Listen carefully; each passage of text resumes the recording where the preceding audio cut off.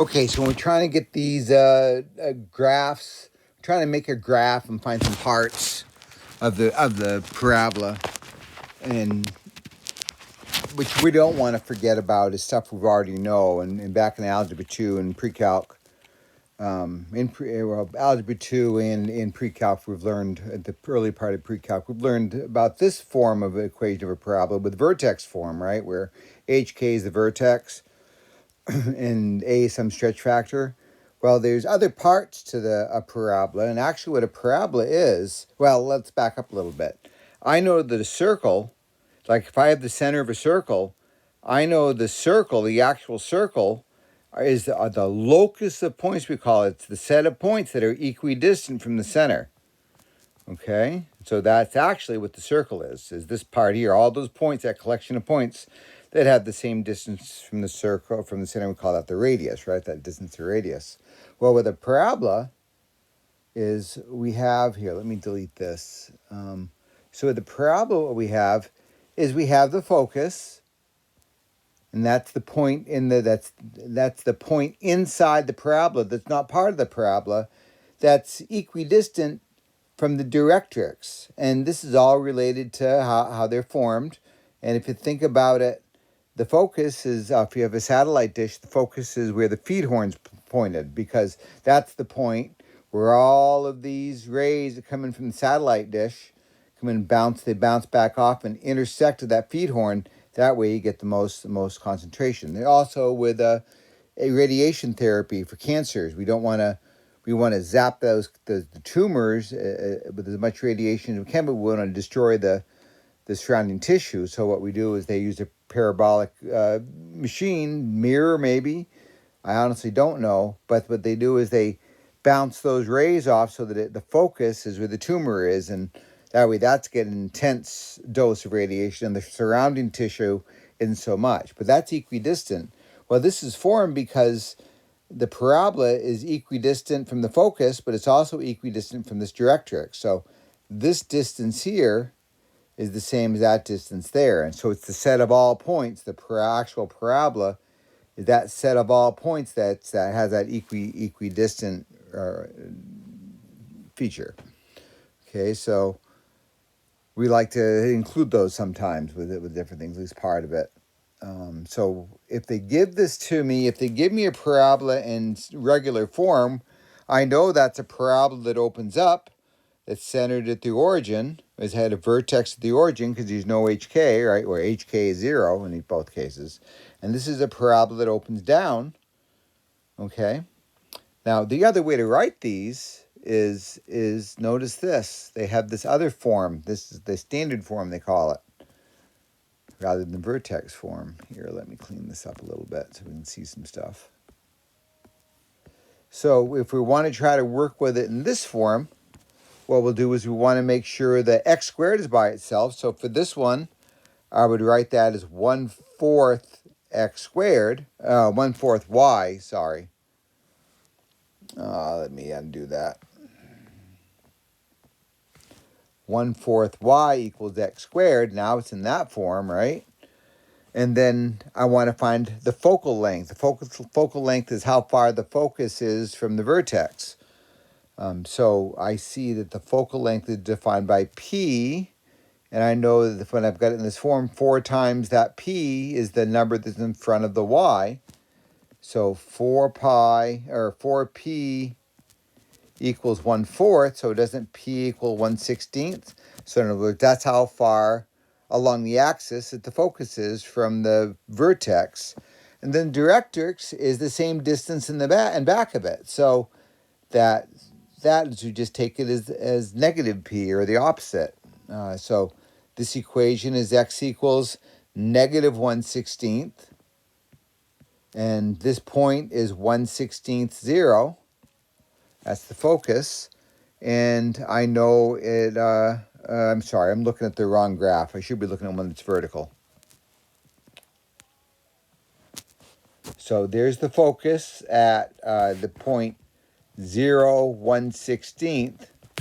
And then the directrix is down here below it, which is y equals negative 1/16. Okay, and that's the piece. Then if we had to graph it, we knew it would open up.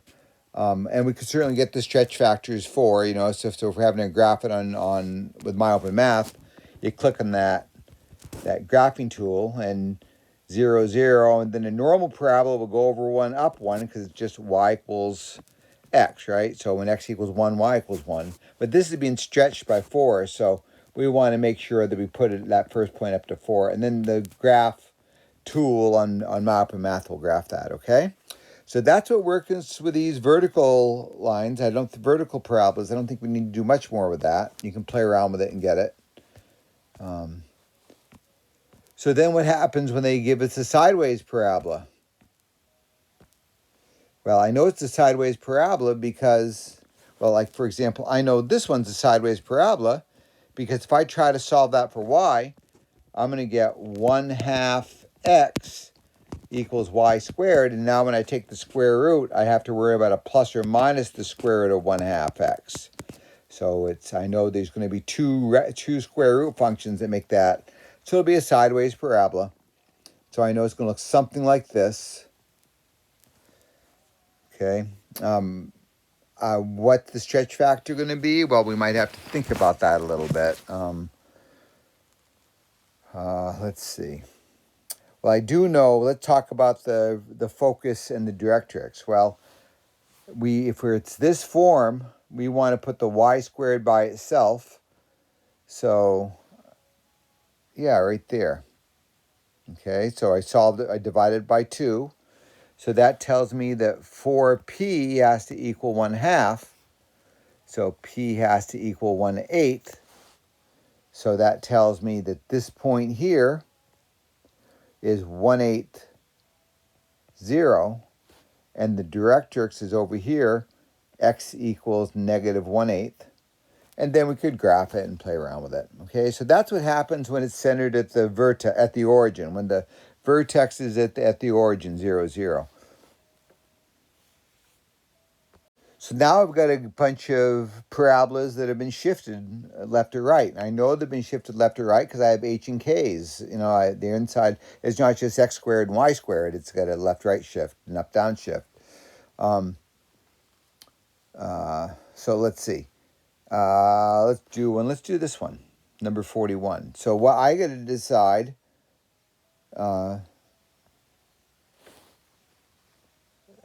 I got to decide where this all is. Well, I could rewrite number 41. I could rewrite that as y plus 1 equals 1/12 times x minus 3 squared. And then to solve it for y, that equals 1/12 times x minus 3 squared minus 1. So I see a parabola that opens up because the leading term is, that leading coefficient is positive. I see it's got a center at 3, -1. Vertex at 3, -1, and it's going to open wider than just y equals x because the a is a different stretch factor, right? Instead of going over 1 up 1, it's going to go over 1 and up 1/12. So that I know is like this. It's this kind of situation. Now, they probably might ask you to graph it. They might ask you just to find the focus and find the directrix. And find the vertex, right? So here, let's see if I can just delete that. Okay. So for this one, is it in this form? Let's see. I know this opens up down because it's the same kind of as a normal everyday parabola we've been looking at. I see that the x squared term is by itself. So that tells me that 4p is equal to 12. It's the same number. So that tells me the focal length is 3. Okay, so how do I find how do I find the vertex? Let's see, the vertex is right here. I can say, I know the vertex is +3, -1, same as before, right? So that's the vertex. Now, where's the focus? Well, I know that this has been shifted. I mean, you can certainly look at these formulas. Maybe it'd be better to talk about what's happening here. Okay, so I used Desmos to graph this, and what I want you to see is I know since 4p, I'm not sure if I said this, I'm going to repeat myself. 4p equals 12, right? Because that's that formula. So I know that the focal length is 3. And since the vertex is at 3, -1, I know the focus has to be 3 above the vertex. So 1, 2, 3. That puts that focus at the point 3, 2. And see, I have it there and I have it labeled. And then the directrix will be the line that's the same distance in back of the vertex, or below the vertex in this place. So since I'm going up 3, I've got to go down 3. That puts the line y equals -4. So there's the directrix, and that's the point, that's the line where that distance and that distance is always the same, wherever you are on the parabola, okay? So that's how we can answer those kind of questions, okay? You just got to look at the form it's in, and then you got to find the focal length.